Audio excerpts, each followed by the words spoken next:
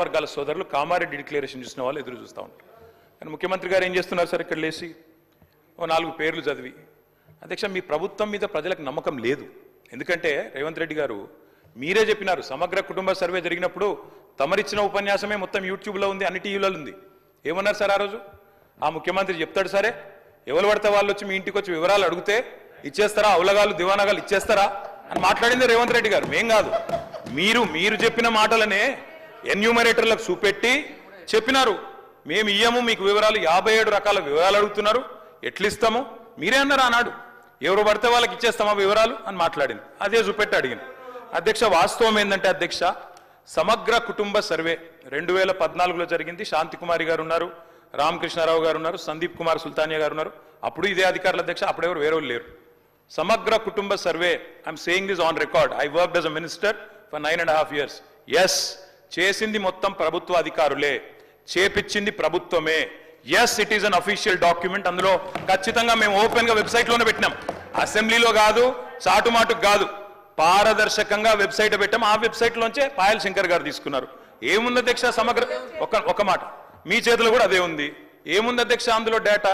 తేడా ఏంటంటే కేసీఆర్ గారి ప్రభుత్వానికి కాంగ్రెస్ ప్రభుత్వానికి అధ్యక్ష, సమగ్ర కుటుంబ సర్వేలో పాల్గొన్న కుటుంబాల సంఖ్య 1,03,00,000 కుటుంబాల అధ్యక్ష, 1,03,95,000. మొత్తం పాల్గొన్న ప్రజలు 3,68,00,000. 3,68,00,000 జరిగింది ఒక్క రోజులో, 24 గంటల్లో రాష్ట్ర వ్యాప్తంగా ప్రతి ఇంటిని ఎన్యూమరేట్ చేసి అద్భుతంగా, అత్యద్భుతంగా చేసినాం మేము. చేసిన తర్వాత ముఖ్యమంత్రి గారు నిజంగా ఎంత మిస్లీడింగ్ గా మాట్లాడుతున్నారంటే అధ్యక్ష, వారు అంటారు, అధ్యక్ష ఇంతకు మించిన టాపిక్ లేదు అధ్యక్ష, వారు అడిగిన ప్రశ్నకు తప్పకుండా మా ప్రభుత్వం గతంలో చేసిన పని గురించి వారు అనుమానాలు తలెత్తే విధంగా ఏదైతే మాట్లాడినారో దాని గురించి చెప్పాలి అధ్యక్ష. వారు అంటారు అధ్యక్ష, బీసీల సంఖ్య అందులో ఎంత అని. ఎస్, ఆనాడు బీసీల సంఖ్య సమగ్ర కుటుంబ సర్వే ప్రకారం 1,85,61,856, 51%. 51% బీసీలు ప్లస్ అది కాకుండా ముస్లిం సామాజిక వర్గంలో ఉండే బీసీలను కూడా కలుపుకుంటే 10%. మొత్తం ఆనాడు సమగ్ర కుటుంబ సర్వే ప్రకారం రాష్ట్రంలో బీసీల సంఖ్య 61%. ఈ రోజు రాష్ట్ర వ్యాప్తంగా మేము మాట్లాడడం కాదు అధ్యక్ష, ఇక్కడ మా శ్రీనివాస్ యాదవ్ గారు కరెక్ట్ గా చెప్పినారు. మీ కాంగ్రెస్ పార్టీ ఎమ్మెల్సీ చెప్తున్నాడు బయట, దీన్ని తగలబెట్టండి, ఇంకా గలీజ్గా మాట్లాడింది నా మాట అన్న, తగలబెట్టండి అన్నాడు. దీన్ని తగలబెట్టండి, ఈ నివేదికను తప్పుల తడక అని కాంగ్రెస్ పార్టీ ఎమ్మెల్సీ చెప్తున్నాడు, మేం కాదు. రాష్ట్ర వ్యాప్తంగా బలహీన వర్గాల సంఘాలు చెప్తున్నాయి. ఏమని చెప్తున్నాయి అధ్యక్ష? సమగ్ర కుటుంబ సర్వేలో 1,85,61,000 ఉన్న బీసీలు ఎట్లా 1,64,00,000 తగ్గినరు, 51% 46% ఎట్లయిందని అడుగుతున్నారు. శంకరన్న కూడా అదే అడిగింది కదా అధ్యక్ష, తప్పేం అడిగిండు? ఇక్కడ శంకరన్న ఒక్కడే అడుగుతలేడు అధ్యక్ష, బయట మీ కాంగ్రెస్ పార్టీ ఎమ్మెల్సీ మాట్లాడుతున్నాడు, మీరిచ్చిన స్టేట్మెంట్ను, మీరిచ్చిన నివేదికను తగలబెట్టమని చెప్పిండు అధ్యక్ష, మామూలు కాదు. ఇంకొక మాట అధ్యక్ష, మేము అనుకున్నాం అధ్యక్ష, శాసనసభ సమావేశం ప్రత్యేకంగా పెడితే ఇవాళ ఏం చెప్పినారు మీరు కొత్తగా? మీరు చెప్పింది, ఈరోజు చెప్పింది, మొన్న ఉత్తమ్ కుమార్ రెడ్డి బయట ప్రెస్లే చెప్పిండ్రు. ఆయన ఉత్తమ్ కుమార్ రెడ్డి గారు సబ్ కమిటీ చైర్మన్ గా ప్రెస్ మీట్ లో ఇవాళ మీరు చెప్పిన లెక్కలని మొన్ననే చెప్పిండ్రు. ఎందుకు పెట్టిండ్రు మీరు? ఇవాళ మేమేమనుకున్నాం, 42% రిజర్వేషన్ ఇవ్వడానికి చట్టబద్ధత కల్పిస్తూ బిల్లు తెస్తారనుకున్నాం. లేదా మీరు చెప్పినట్టు 56% బీసీలు ఉంటే ఆ 56% బీసీలకు బీసీ సప్లాన్ తెస్తారేమో అనుకున్నాం. ఏమీ లేకుండా ఇలా వచ్చి ఒక స్టేట్మెంట్ ఇక్కడ పెట్టి ఏదో సాధించిన మీ చరిత్ర అంటే అధ్యక్ష 5% బీసీ జనాభా. అధ్యక్ష, గౌరవ సభ్యులు 9:30 ఏళ్ళు విన్నారే ఒక నిమిషం. అరే వినగాదనే, వినగాదు చెప్పినాక బ్రో, మేము సబ్ కమిటీ చైర్మన్గా ప్రజల ముందు ఉంచినాము. దానికి న్యాయపరంగా శాసనసభలో ప్రజాస్వామిక విలువలుగానే శాసనసభలో ప్రభుత్వం తరఫున పెట్టినాము. మీరు ఇట్లెప్పుడన్నా మీరు వెబ్సైట్లో పెట్టామని చెప్పి మీరు ఊరికేనే మాట్లాడదు, ఎవరికైనా వెబ్సైట్లో అందుబాటులో ఉండని ఆ ప్రభుత్వం, మీరు దాని తదుపరి లేకపోతే ప్రభుత్వం ఆనాడు ఉన్న అధికారులు ఇవ్వాలని ఉన్న అధికారులు కదా స్టేట్మెంట్ ఇప్పేది. ఎప్పుడైనా ఎస్కేఎస్ సర్వే పబ్లిక్ డొమైన్లా చట్టబద్ధత కలిగి ఉండేదా దాని గురించి మాట్లాడేటువంటి సందర్భం అవసరం లేదా? 2011 జనగణన ఆనాడు బీసీలది లేదు, బీసీలకు సంబంధించిన జనగణన చేయాలని అందరి ఆలోచన జరిగింది. దానికి సంబంధించి సర్వేలు సహకరించకుండా దీని గురించి మాట్లాడితే దానికి అర్థమే లేదు. నేనేమంటున్నా, ఎవరైనా ఒకవేళ ఆయా వారి గౌరవ ముఖ్యమంత్రి ఆనాడు అభిప్రాయం చెప్పుంటే మీరు ఇలా కూడా అదే అభిప్రాయంతో ఉన్నారో చెప్పండి. ఇలా జరుగుతున్న కార్యక్రమానికి మీరేం మాట్లాడదలుచుకున్నారు బలహీన వర్గాలకు సంబంధించి? మీరు ఎస్కే సర్వే చేసిన అన్నారు, ఏం మార్పులు తెచ్చినారు, ఏం స్కీమ్స్ తీసుకొచ్చినారు, ఎవరికి బలహీన వర్గాలకు న్యాయం జరిగే కార్యక్రమం తీసుకున్నారు? మీరు ఇవాళ మేము కమిటీ చైర్మన్ ఉత్తమ్ కుమార్ రెడ్డి గారి గురించి బహిరంగంగా ప్రజల ముందు ఇచ్చినాం. ఇవాళ సభలో వస్తా ఉన్నాం. 42% రిజర్వేషన్ల కొరకు చట్టబద్ధత తీసుకొచ్చి కొట్లాడదాం. బరాబర్ మేము పారిపోతూ ఉండలేం. 42% పార్టీ పరంగా అడుగుతా ఉన్నాం. ఇక్కడ కూడా న్యాయబద్ధంగా చట్టబద్ధంగా పెట్టాలనే ఆలోచనతోనే ఉన్నాం కదా. ఇలా మేము వెనక పోదలేం కదా. మార్గదర్శకత రోడ్ మ్యాప్ ఇవ్వని అడుగుతుంటే రాజకీయం చేయడానికి ఉపయోగించుకుంటే వెళ్ళాము. ఎట్లీస్ట్ బీసీల ఇష్యూ కట్టినప్పటికీ రాజకీయం పక్కన పెట్టి చారిత్రాత్మకంగా వచ్చినటువంటి సర్వే మార్గదర్శకత్వాన్ని చూపెట్టండి.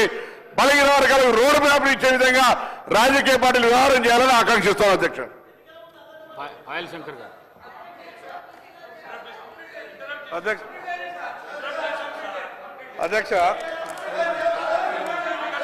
అధ్యక్ష నేను చెప్పినటువంటి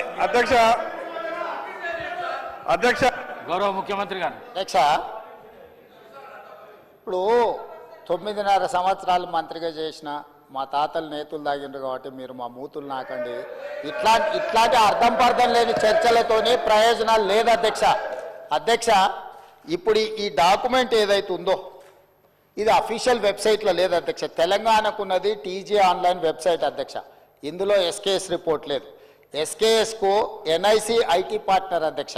ఎన్ఐసి వెబ్సైట్లో కూడా ఈ డేటా డాక్యుమెంట్ లేదు. ఈ డాక్యుమెంట్ ఎక్కడుంది అధ్యక్ష? ఎంసీఆర్ హెచ్ఆర్డి వెబ్సైట్లో ఉంది. మరి చెన్నారెడ్డి హ్యూమన్ రిసోర్స్ దాంట్లో ఇందులో ఉంది. ఈ వివరాలు ఎవరు తయారు చేసిండ్రు, ఎవరు అందులో పెట్టిండ్రు, ఎవరు ఓనర్షిప్ క్లెయిమ్ చేయలేదు అధ్యక్ష. Point number 1. పాయింట్ నెంబర్ 2 అధ్యక్ష, ఈరోజు అధ్యక్ష ఆ రోజు 12 గంటలలో మేము చేసినాం అన్నారు కదా. ఆ రోజు ఎవరెవరిని ఎంగేజ్ చేసిండ్రో అడుగు అధ్యక్ష. దారిన పోయే దానే నుంచి ఎవడు వస్తుండో, ఎవడు పోతుండో, ఎవరికి ఏ బాధ్యత ఉందో, ఎవరు చేసిండో వాళ్ళ వివరాలు వీళ్ళ దగ్గర ఉన్నాయి అధ్యక్ష. ఇండ్లలోకి వచ్చి అడిగినోడు ఉదయం 7 గంటల నుంచి సాయంత్రం 7 గంటల వరకు 12 గంటల్లో ఇన్ని కోట్ల మందిని మేము చేసినామని వాళ్ళు చేస్తున్నామని చెప్పడానికి నటించి చేసిరు. ఇవాళ మేము పకడ్బందీగా చేస్తే ప్రధాన ప్రతిపక్ష నాయకుడిగా ఆయన 9.5 సంవత్సరాలు మంత్రిగా చేసిన ఈయన ప్రభుత్వం మీద నమ్మకం లేదంటే ఇదే ప్రభుత్వం ఈ సభను ఏర్పాటు చేసింది, ఇదే ప్రభుత్వం ఈ సభలో డాక్యుమెంట్ పెట్టింది. ఎందుకు చర్చలో పాల్గొంటుంది అధ్యక్ష? అసలు అర్హత ఉందా? అసలు ఈ చర్చలో పాల్గొనే అర్హత ఉందా అధ్యక్ష?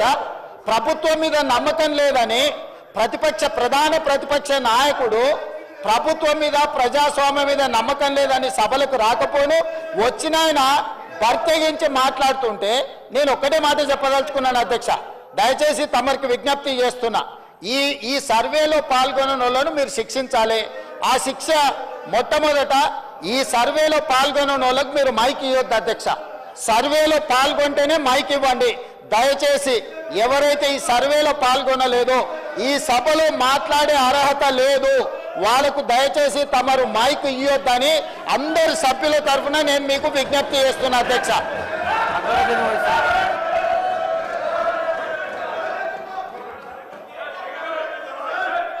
Honorable Speaker, sir, I take the opportunity to participate. Honorable Speaker, sir, I take the opportunity to participate in the discussion on the caste survey findings. I am using the word findings, sir. The reason for me, Please. sir, kindly bring the house into order, sir. Sir, every time it is becoming like this, sir. Doctor గారు కూర్చోండి. Sir, please allow us to speak, sir. Sir, I am using the word findings, sir. Findings which are mentioned in the statement tabled and spoken by the Honorable Leader of the House, Honorable Chief Minister, sir. Please Sir, మీరు కూర్చోండి. పాయల్ శంకర్ గారు కూర్చోండి.